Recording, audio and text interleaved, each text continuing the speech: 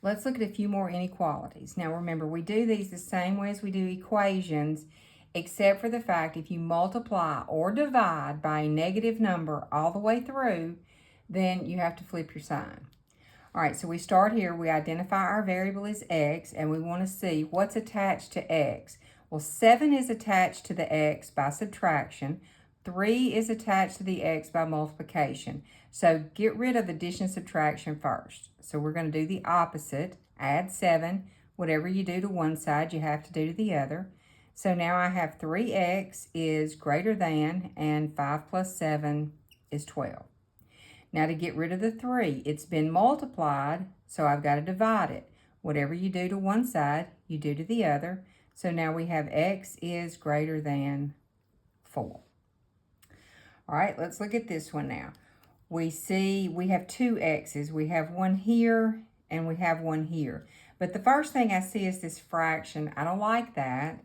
And it being under the fraction bar just means that this is divided by 3. So what's the opposite of dividing by 3? Well, you can multiply by 3, but you just have to do it on both sides. Now, these two 3's cancel out. If you multiply by 3 and divide by 3, you just get 1. So now I have x minus 2 left over here. Now over here, I've got to multiply that 3 times both of these numbers.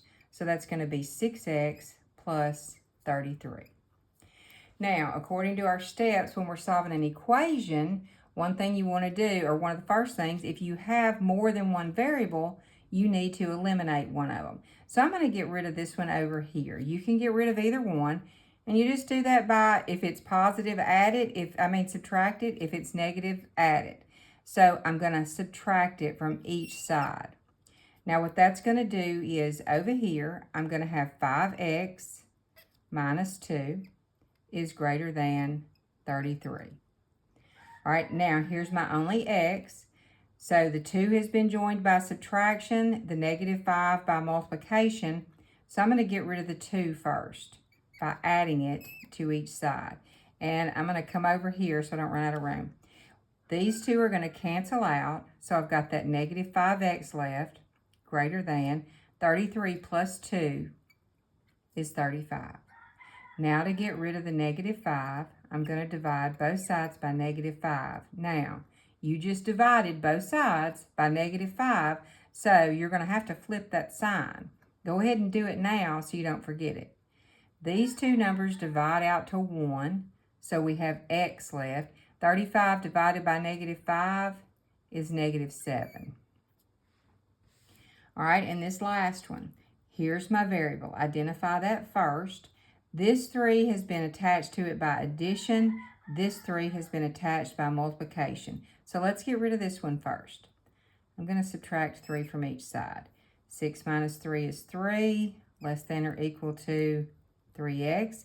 Now I'm going to divide both sides by 3. So I have 1 is less than or equal to x. Okay, and this is perfectly fine, except usually we like to have our variable on the left-hand side. So we're going to flip the x and the 1. Now, when you flip these two numbers, you have to flip your sign. If the big end of the inequality is pointing to x now, then after you flip it, that big end still has to point to the x. And that's all.